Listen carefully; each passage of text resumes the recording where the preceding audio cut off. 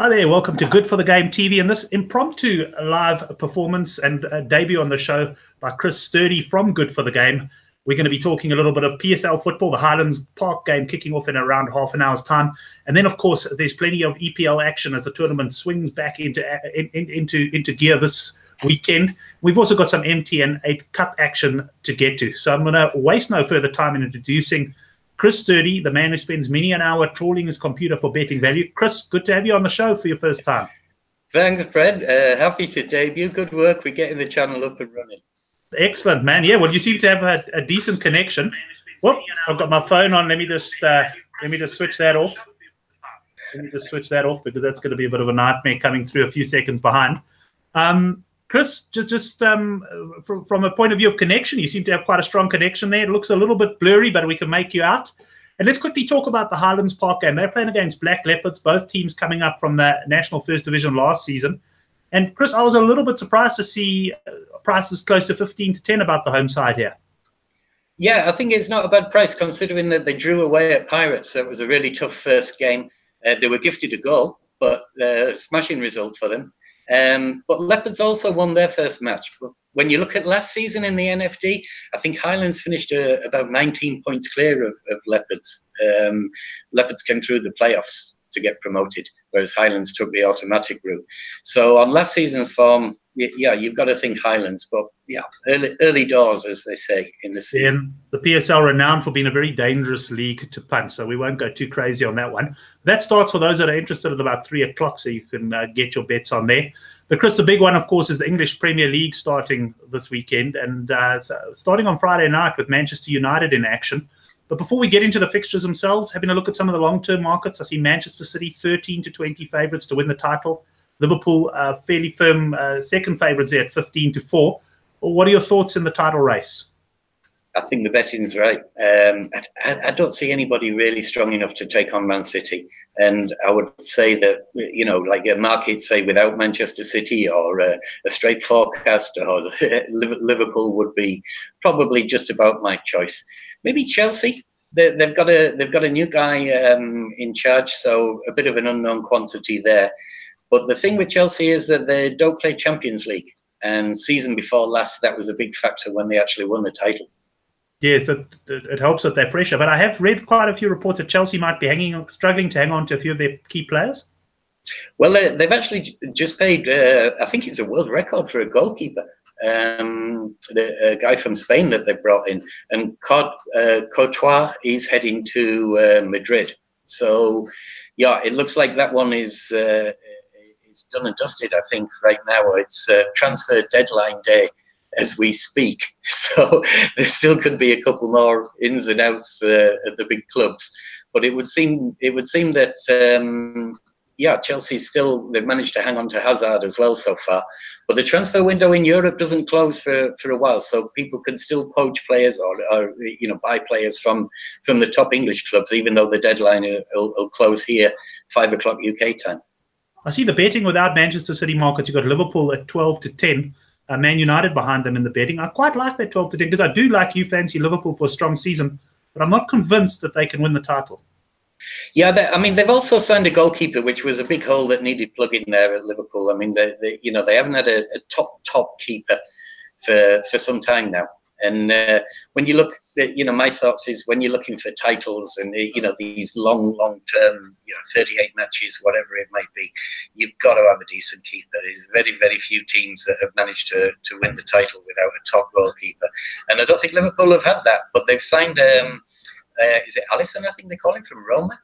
Again, another big money deal for a keeper, which shows you, you know, these guys carry a premium, hey? Yeah. And, you know, that could well be it.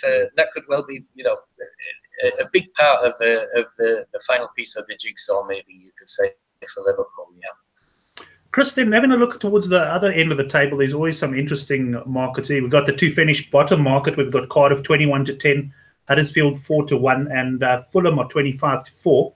And then obviously you can back teams to get relegated. Anything catch your eye at the bottom, towards the bottom of the table, or likely bottom of the table? Yeah, there is. Of the sides that have come up, Wolves and Fulham have really invested heavily. That's no guarantee of survival. but it shows that the ambitions there, the money's there, how quickly a lot of new players that they brought in settle, will be crucial to them. Cardiff haven't had that budget, and money talks in this league. Like the likes of Huddersfield have done it. Burnley not so long ago have managed to defy the odds to stay up and even qualified for European competition. So they're not a forlorn hope. But of the three sides that came up, I would say that Cardiff looked the most likely to struggle. But there's a couple of teams that bigger prices that I think might be worth a little bit of an interest. Well, I'm certainly worried about my side, Watford. We really limped through to the end of last season, and they are 39-20 to get relegated. Cardiff 13-20. I guess that might be a bit short, because the problem, Chris, with those sort of prices, I guess now, is you're tying your money up for 9 months, and that's something you've got to consider as a punter. Yeah, indeed. For all I said that I think Cardiff are going to struggle. I'm not too interested at 13-20 myself. There may be a market for them to finish bottom, but to be honest, what about Southampton? Fourth from bottom last season. They've brought in one or two players. 7-1 to get relegated. 7-1 to get relegated. They've made one or two signings, and they haven't really let anybody serious go. But they only just survived last season. I thought 7-1. I would say that's not bad value, actually. Right. So and then the other one. The other one, I'm on dangerous ground here, because I know the lads on our forum know I'm a Sunderland fan. But the other struggler here for me is Newcastle. Yes. They did really well last year, finished mid-table. Rafa Benitez did excellent there. But again, they're banging the drum about lack of investment in the squad. I don't see that there's any signings there that are going to make a huge difference to them. And it might just be that the relationship between the owner and the coach breaks down. Where would they go without Benitez? I'm not quite sure.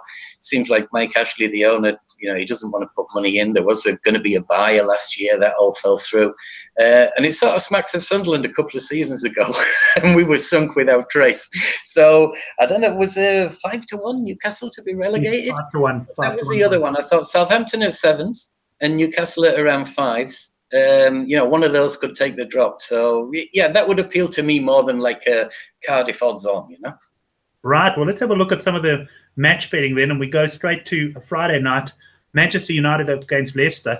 United, lots of talk about Mourinho in the press, that the players and him could be heading for a fallout at some point in the future. Well, they are 5-10 to see off Leicester, champions from 2 seasons ago, and you can get 32-10 the draw and 6-1 about the visitors. Yeah. I've seen one or two interviews that Mourinho's given in recent days. It sounds like he's either getting his excuses in early or he's trying to take the pressure off his players. I'm not quite sure. Maybe even a bit of both. I had a look at this game. Looking at last season's form, Leicester, they were mid-table. I think they finished 8th or 9th, but they didn't beat any of the big guns. I think they got a 0-0 draw away at Chelsea. They got beat at both Manchester clubs. They got beat at Liverpool. They lost at Spurs. They lost at Arsenal. They were actually, if you like, they were consistent form. They didn't pull off any surprises, or at least when they travelled anyway. Yeah. And on that principle, I think it's a little bit difficult to make a case for a surprise. Again, going back on last season's form, Man U, clean sheets at Old Trafford. I think they only conceded 9 goals, 19 home games. Not the best betting heat to start the season with, but maybe United clean sheet, just a little bit less than even money, I think. Yeah, I like that logic, Chris. Let me walk through some of the other games. I'm just going to read through them slowly, and you shout if you like anything as far as a betting perspective goes. You've got Newcastle against Spurs. Spurs 11-10 favourites to win on the road. Yeah, might be one just to keep an eye on the team news. Talk of Harry Kane maybe playing, maybe not playing. He was given extended time off after the World Cup. If he does play, is he going to be sharp? Personally, I think maybe Spurs have got enough anyway. And just the right side of even money. I'd go with Spurs. Well, I remember from last season, Bournemouth were a side who played in games with plenty of goals. There were often goals at both ends as well. I haven't looked at the stats yet for this season. They're up against Cardiff, the newcomers, and Bournemouth are just shy of even money at 9-10. Yeah, tricky one because Bournemouth they were sometimes hard to catch right at home. They can spring surprises, and then they can lose against sides that you would fancy them to be. I really like Eddie Howe, their coach. Yeah, probably having too much for Cardiff, but sides that come up, they're full of it with their first game, and it's maybe you'd rather play them 6 weeks or so further down the line than first time out. I'd go with Bournemouth, but probably just with your money, Brent. Right. Oh, thanks, Chris. I'll be sure to deposit some for you. Fulham up against Crystal Palace. Fulham 15-10 and Palace 19-10. So bookmakers here make this a pretty even game. Chris, hard to pick a winner. Yeah, Palace last year, they had an awful start here, and then Roy Hodgson got them playing, and they actually avoided relegation really comfortably in the end. But at one stage they looked as though they were heading for the drop. Fulham, again, newly promoted, have invested heavily, and home advantage. Your speculative one, maybe Fulham draw no bet. Home advantage. I'd probably sway me towards Fulham. Fulham 15-10 to win the game. Draw no bet. Would I be right in saying probably around the 7-10 mark? Maybe that might be a little bit short. Maybe rather just Fulham win. Yeah, 15-10 to win the game. Then my side, Watford. They're up against Brighton. Two sides that unfortunately I do expect to struggle this season. 27-20. Watford are favourites at home with a draw 22-10, and Brighton 47-20. You've gone for anything on the good for the game side with this, Chris? No, in fact, this would be one that I'd probably want to swerve altogether. Again, maybe if you offered me a free bet, maybe Brighton. I don't see them as no hopers. They were quite impressive last year. They've even signed the lad from Sundowns, although there was talk of loaning him out. I don't think that's happened yet. Percy Tau's over there now. I think about 25 million rand, something like that. Sundowns have coined in for him. But they play good football, and they're hard to beat. Maybe Brighton draw no bet. You've still got a bit of a soft spot for Brighton, Chris. I remember. I mean, we must be going back 6 years or so. They were in one of the really low divisions, and just remind me, you tipped them. I mean, we all followed you, but I can't remember. You tipped them at about 14 or 20-1 or something. I think they're about 16-1. League One, third tier of the English League, and I think they started slowly from memory, but gradually worked their way up, hit the top by Christmas, and never looked back. And that was one of our better long-term football punts. Yeah, that's for sure. That was a good one. Another side that had plenty of goals for and against them at times last season were Huddersfield, and they're up against Chelsea. 19-4 Huddersfield are the underdogs, with Chelsea 13-20. That's a 65% return on your investment if you fancy the Blues here. Yeah, I guess you've got to go with Chelsea, but I'd just be a little bit wary. This new coach, very well thought of. But first game, first time out, he hasn't had that long with his players because it took him a long time to get rid of Antonio Conte.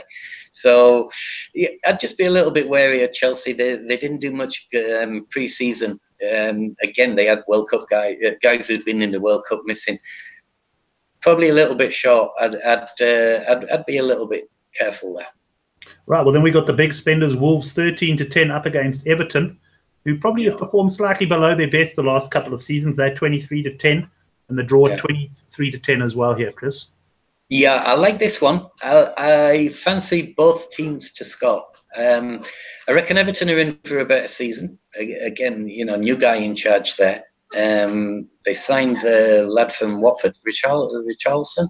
I think they've paid maybe 40 baht for him, sterling. And they will, I think there's goals in Everton. But Wolves are coming up. They've spent an absolute fortune. Nice to have your first game back in the Premier League in front of your own supporters. I think they'll come flying at Everton at times. And I think 17-20 for both teams to score, something like that. I preferred that to the match result, which I could see going anyway. I also enjoy it. It's a bit like rugby where I enjoy my points and try bets. I also enjoy the goals bets in soccer. So 17-20, they're both teams to score. Southampton are also 17-20, and that's to beat Burnley at home. Burnley 38-10, just shy of 4-1, and you can get basically 5-2 on the draw there. Yeah, probably go with the draw, in all honesty, Brent. What would put me off Burnley is I believe they're away from home in Europe. I could be wrong there, but they're somewhere out Eastern Europe for one of these European qualifiers. Yeah. Right. Now, whether they've taken a full side over there or what, I'm not sure, but it is a qualifier as opposed to a group match. So you would imagine that, you know, if they've got any sort of ambitions of wanting to be in the group stage, they're probably going to field a strongish side. Then they're going to have to fly back, and then it's Southampton on Sunday. Yeah, I reckon, you know, although I've put Southampton up as possible relegation candidates, it might not be a bad time to play Burnley. But whether they're good enough to take advantage, I'm not so sure. So, yeah, a draw. Right, Liverpool up against West Ham. Liverpool, no surprise here, short at 1-4. That's a 25% return on investment. 11-2 the draw, and West Ham rank outsiders at 11-1. Liverpool pick up where they left off. Think so. I think they probably will. There's maybe more question marks against West Ham. Again, there's some eye-catching signings there, but how quickly they all come together, I'm not so sure. At the best, they could trouble Liverpool and at least contribute to the scoring. Not sure on the price both teams to score, but then again, you've got Liverpool's new goalkeeper. He's going to be wanting a clean sheet, isn't he? Over 3.5 goals, maybe. Over 3.5. Well, while we talk of the next game, I'll get you a price on that one, because the next one's probably the big one of the weekend, Chris. Arsenal up against Manchester City. You've got Arsenal at home of 57-20, with City 9-10 favourites. And what a big game for Arsenal's new manager first up. Yeah, first up and City. I think City. You know, to be honest, unless they were playing Real Madrid or Barcelona, anything around even money for City to win. And I think I saw earlier in the week they were maybe 19-20. I'd go with that. In fact, one of the parrots in my cage just over there to the left. Can those parrots say like, that's the one. That's the one for this week. Yeah, that's the one. The parrot like that one. So we're going to go for that. Manchester City. And let me tell you, over 3.5 goals in the Liverpool game is 11-10. 11-10. Okay. Yeah, but I guess the only concern is this first week, Brent, you know, and it's like, are all these guys, all these teams ready to do themselves justice, especially after the World Cup year? But yeah, you've got to think that when there's Liverpool, there's goals, eh? Yeah, that's for sure. Well, that brings us to the end of the EPL. If you had to narrow down a best bet there? On the matches, on the match coupon. Yeah. But let's go with that. Both teams to score, Wolves and Everton. Right, at 17-20. Chris, we won't spend too long on it, but there's MTN8 quarterfinals taking place this weekend. Have you had a chance to have a look at them? I have. Certainly the games on Saturday. Sundowns home to Golden Arrows. I don't really see any surprises there. I think Sundowns have got too much for Arrows. I'll tell you the interesting one is Chiefs, Kaiser Chiefs and Free State Stars, hey? Yeah. I mean, Free State won the Nedbank Cup right at the end of last season, so they've got some cup pedigree. Chiefs already under pressure. Hey, they let in some really soft goals in midweek when they lost 3-1 to Bits. Yeah. Most unlike Chiefs. You know, they like, even though they haven't been firing for the last few seasons, they're usually pretty reliable in defence, and they conceded some crazy goals. You know, if they get knocked out of this good competition in the first hurdle, fortunately, that new coach is going to have the fans on his back immediately, you know? So they're under pressure. But for all, you know, I think there was even, odds on Chiefs. Yeah, Chiefs for 17. It sounds horrendous, and it would pain me to put it up as a pick. I've still got that gut feeling. I don't know whether you ever get this with the rugby where everything says unders, but your gut feeling is overs in terms of points, or everything says minus handicap and you go with the plus because you just feel that, you know, maybe there's something there for one particular team. And if this guy, new guy at Chiefs can, you know, get to the MTN8 final, win the trophy, then the pressure's off and they can have a, you know, rest of the good season for the, you know, the remainder of the campaign. I don't know. I mean, even money, yeah, you could swing if they leave, if they drift out to say 12-10 or something, and I wouldn't be surprised if they do. Personally, I'd price them up at around 5-4. Then maybe Chiefs 90 minutes might be worth a go. They're quality players, Castro and Villiers. But yeah, odds on, not for me. Right, looking at the last two games, you've got Pirates, Supersport. Pirates are 8-10. Supersport have had a bit of a tough start to the season. I saw Pirates get the 1-0 win over Chipper United, which I was quite happy about last night. I think that was. Anything there? Supersport's are holders, eh? And they ain't going to want to let that go. They've been more of a cup side over the last few seasons, and they've been disappointing in the league. But they hold that trophy. They're a better side than what they've shown over the last couple of seasons. I do like Pirates. I like Pirates for the ABSA Premiership, actually. I wouldn't be surprised if we need extra time to sort that one out, Brent. Right, the draw, a big runner there, 47-20. And finally, Maritzburg United and Cape Town City. I think both sides are off to a bit of shaky PSL start. 14-10 United at home. Yeah, Maritzburg, great season last season. I think they lost both their opening league games this time around, so there's question marks there. Cape Town City actually beat SuperSport last weekend, but then they had a bad result. They got turned over in midweek away from home. And their away form towards the tail end of last season was shocking. Yeah, Maritzburg maybe, but you've got to take a chance that they can regain the sort of form that they showed last season, especially in KZN. Yeah, that's it. It's a tough one to pick there. I must say, nothing jumping out for me on that card. I do prefer PSL. Maybe even another draw, Brent. In South Africa, the draw is often a runner. So if you've no firm opinion for home side or away side, you can do a lot worse than draw. Even around 2-1 and things like that. It's a runner. You'd almost be surprised if there wasn't at least 2 draws amongst those 4 games, eh? I mean, it's just the way they South African football and 1 goal to penalties. Yeah, cup football. We tend to play rather conservatively. Well, Chris, that brings us to the end of the show. Thanks very much. Looking forward to a long and hopefully prosperous English Premier League season. I've certainly enjoyed it. And just to all the viewers out there, don't miss any of our videos. I'll be talking to the Oracle later tonight. We'll be doing our Thursday night betting show. We'll be looking at some of the weekend sport, also talking a bit of betting strategy. So you can subscribe to this channel below the video. So go down there and hit the subscribe button and also the little bell, which will make sure you're notified and you won't miss any of our videos. Chris, thanks very much and have a good one, and let's shout Highlands home. Thanks, Brent. Much appreciated. Excellent. Chat soon, Chris. See you. Thank you, everybody. Bye-bye.